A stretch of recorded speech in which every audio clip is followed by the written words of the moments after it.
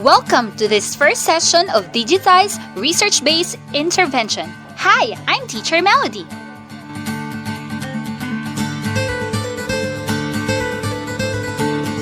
This is the first video of learning on how to improve your vocabulary using word attack strategy in etymology series.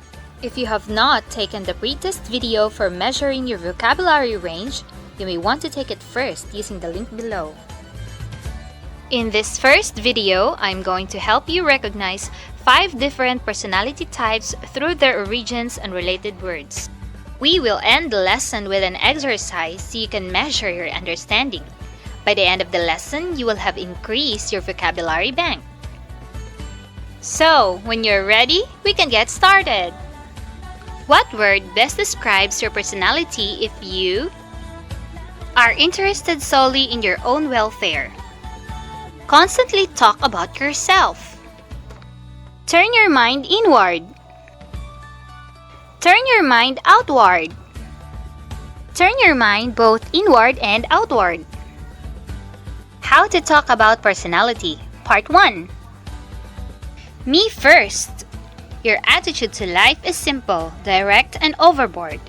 Every decision you make is based on the question, what's in it for me?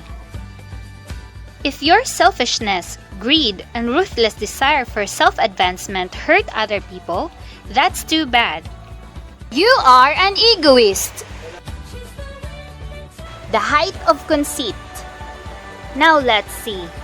Have you heard about all the money I'm making? Let me give you my opinion. I know, because I'm an expert at practically everything. You are boastful to the point of being obnoxious or annoying. You have only one string to your conversation violin, namely, yourself. And on it, you play a number of monotonous variations. What you think? What have you done? How good you are? How you would solve the problems of the world. You are an egotist.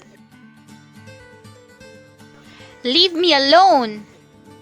You minutely examine your every thought and action, probing futile questions like, what do other people think of me? How do I look? You may seem unsocial, yet your greatest desire is to be liked and be accepted. You may be shy and quiet, and you prefer solitude or at most the company of one person to a crowd. Your thoughts are turned inward. You are an introvert. Let's do it together! You would be great as a teacher, counselor, administrator, or insurance agent. You can always become interested, sincerely, totally interested in other people's problems. You are the life of the party because you never worry about the effect of your actions. You never inhibit yourself with doubts about dignity or propriety. You are usually happy, generally full of high spirits. You love to be with people, lots of people. Your thoughts, your interests, your whole personality are turned outward. You are an extrovert. Neither extreme. You have both introverted and extroverted tendencies at different times and on different occasions. Your interests are turned in about equal proportions, both inward and outward. Indeed, you're quite normal in the sense that your personality is like that most of other people. You are an ambivert. You have been introduced to 5 valuable words, but in each case, as you have noticed, you have first considered the ideas that these words represent. Now you say the words, each one is spelled phonetically so that you will be sure to pronounce it correctly. Say each word aloud. This is the first important step to complete mastery. As you hear a word in your own voice, think of its meaning. Egoist. Egotist. Extrovert. Introvert. Ambivert. Well done! Can you work with the words? Match each personality with the appropriate characteristic, action, or attitude.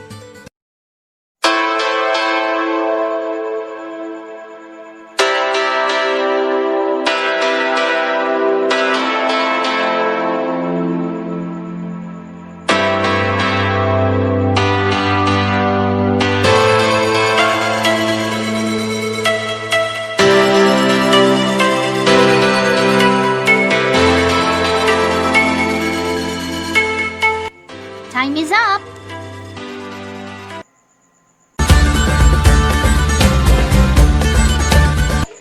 Every word in the English language has a history, and these 5 words are no exception. In this part, you will learn a good deal more about the words you have been working with.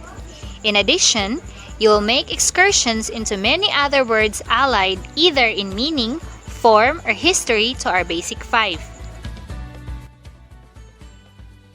Egoist and egotist are built on the same Latin root word, ego, meaning I.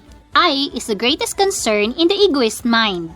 I is the overused word in the egotist vocabulary. Keep the words differentiated by thinking that T in talk is the additional T in egotist. If you are an egocentric, you consider yourself the center of the universe. And if you are an egomaniac, you carry egoism to such an extreme that your needs, desires, and interests have become morbid obsession, a mania. Introvert, extrovert, and ambivert are built on the Latin word verto, meaning to turn. If your thoughts are constantly turned inward, intro, you are an introvert. If your thoughts are constantly turned outward, extro, you are an extrovert. And if both directions, ambi, you are an ambivert. Do you understand the words?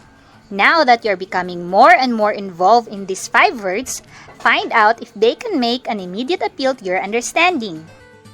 Here are 5 questions. Can you indicate quickly and without reference to any previous definitions whether correct answer to each of these questions is yes or no? Number 1. Is an egoist selfish? Yes, an egoist is selfish. Number 2. Is modesty or the quality of not being too proud about oneself a characteristic of an egotist? No, an egotist is not modest. Number 3. Does an introvert pay much attention to himself or herself? Yes, an introvert pay much attention to himself or herself. 4. Does an extrovert prefer to be alone? No, an extrovert does not prefer to be alone. 5. Are most normal people ambiverts? Yes, most normal people are ambiverts. You did great! Can you recall each word now without further reference to previous material? And can you spell it correctly? Please click the link on the comment section below. That's all for today. Thank you for watching!